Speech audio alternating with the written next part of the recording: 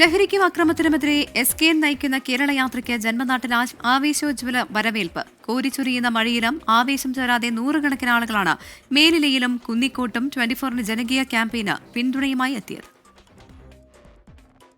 പുനലൂരിൽ നിന്നും വിളക്കുടി സ്നേഹതീരത്തേക്കെത്തിയപ്പോൾ വൈവിധ്യമാർന്ന ചമയങ്ങളുടെയും ബാൻഡുമേളത്തിന്റെയും അകമ്പടിയോടെയായിരുന്നു SKNനെ വരവേറ്റത്.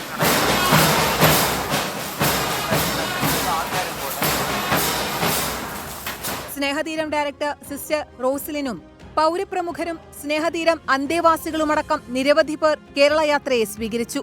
വിളക്കുടിയിൽ നിന്നും ഓട്ടോ റാലിക്കൊപ്പം അണിചേർന്ന 6 മണിയോടെ SKN കുന്നിക്കോട് ജംഗ്ഷനിലെത്തി. ജനപ്രതിനിധികളും വിവിധ രാഷ്ട്രീയ പാർട്ടി നേതാക്കളും വ്യാപാരികളുമെല്ലാം ചേർന്ന് യാത്രയെ സ്വീകരിച്ചു.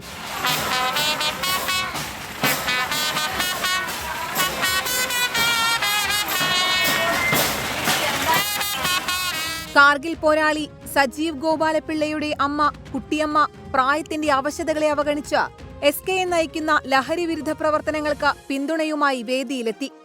സ്റ്റുഡന്റ് പോലീസ് കേഡറ്റുകളും വനിതകളും ഉൾപ്പെടെയുള്ളവർ ലഹരി വിരുദ്ധ പ്രതിജ്ഞ ചൊല്ലി. മദ്യവും മയക്കുമരുന്നും കുട്ടികളെ പോലും ഇരയാക്കുന്നു. നിരപരാധികൾ ലഹരി വലയിൽ ബലിയാടാകുന്നു.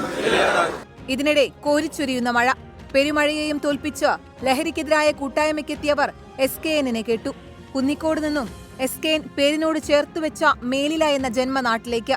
മാധ്യമമേഖലയിൽ 40 വർഷം പൂർത്തീകരിക്കുന്ന തങ്ങളുടെ പ്രിയപ്പെട്ട നാട്ടുകാരനെ ആശംസിക്കാനും ലഹരിക്കെതിരായ അദ്ദേഹത്തിന്റെ വേറിട്ട ആശയത്തെ പിന്തുണയ്ക്കാനും ഗ്രാമം ഒന്നാകെ മേലില ക്ഷേത്ര മൈതാനിയിലെത്തി.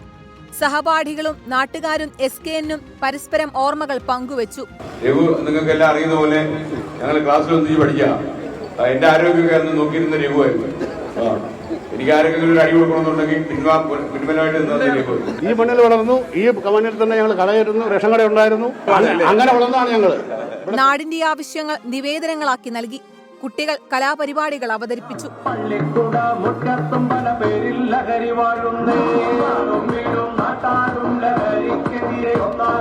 അവിടെ നിന്നും ചെങ്ങമനാട്ടിലേക്കും അതുകഴിഞ്ഞ് കൊട്ടാരക്കരയിലേക്കും യാത്ര നീണ്ടു. 24 കൊല്ലം.